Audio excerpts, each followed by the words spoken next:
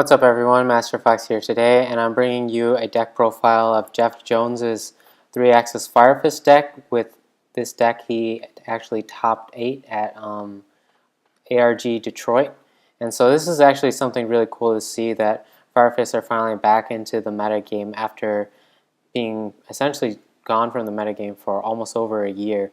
So it's nice to see them back, especially after the unlimiting of Firefist Spirit. So let's get into the deck itself. So Jeff ran 3 Firefist Spirit and 3 Firefist Leopard. This is pretty standard.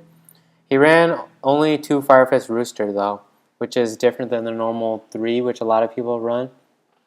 But I agree with running 2 because Firefist Rooster is a card you only want to see once it gets into your graveyard. Because once it's in your graveyard you can loop it with Spirit, and then summoning it off of Horse Prince doesn't get you any more pluses anyways. So running 2 makes sense. And then for his 4-axis engine he ran 2 Bear, 1 Gorilla, and 2 Wolf Bark. And this is pretty standard. The only thing that's different is the single Gorilla, which is normally either not there or replaced by a 3rd Bear. But I agree with the single Gorilla because it has a lot of utility to it. You can get rid of like Vanity's Emptiness or something like that if you want to go off with a Horse Prince play. So I really think Gorilla offers a lot to the deck in that way.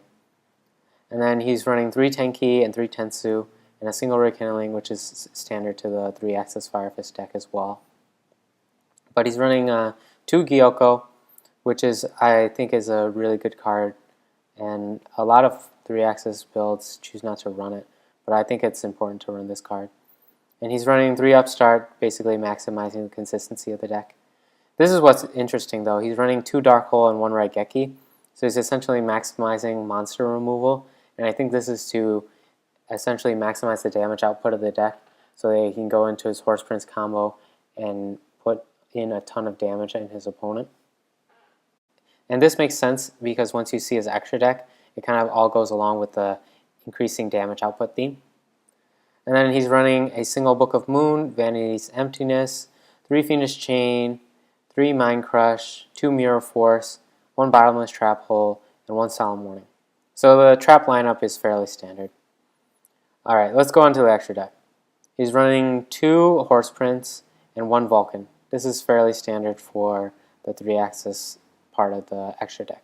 He chose to run a single Fortune Tune, which is actually a unique tech that I don't see in a lot of Firefist decks at all.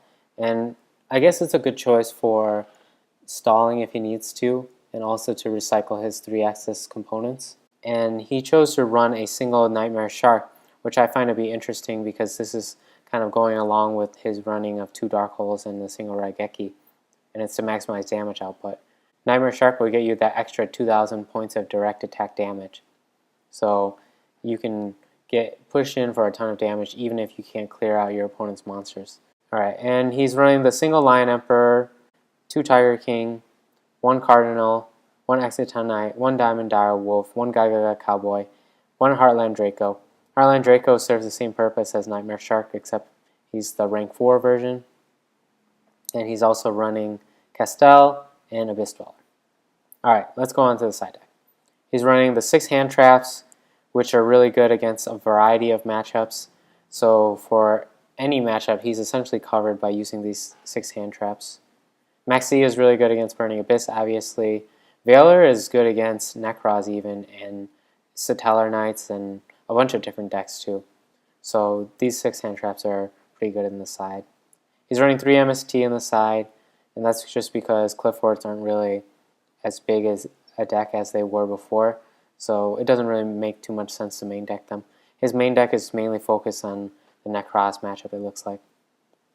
He's also side decking 3 Imperial Iron Wall, which is good against a bunch of rogue decks as well as Necros itself. So this is a really solid choice as well.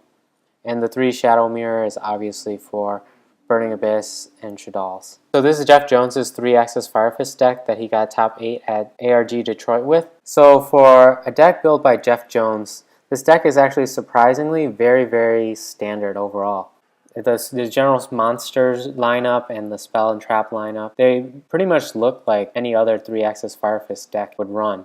Jeff is really known to be a very innovative player, and for him to run a deck with literally not too many like weird text, I guess he's kind of showing that the deck is really solid as is, and there's no need to use anything that's really off the wall or something like that. The only thing he really ran that was kind of different than what normal builds would run is his running of 2 Dark Hole and a single Raigeki, as well as the Nightmare Shark and the Heartland Draco. So essentially maximizing damage output. So I think this is obviously going to be a solid deck coming into the format, and seeing Jeff get top 8 at ARG event with this will get a lot of hype into it, and I think a lot more players will think about picking up this deck.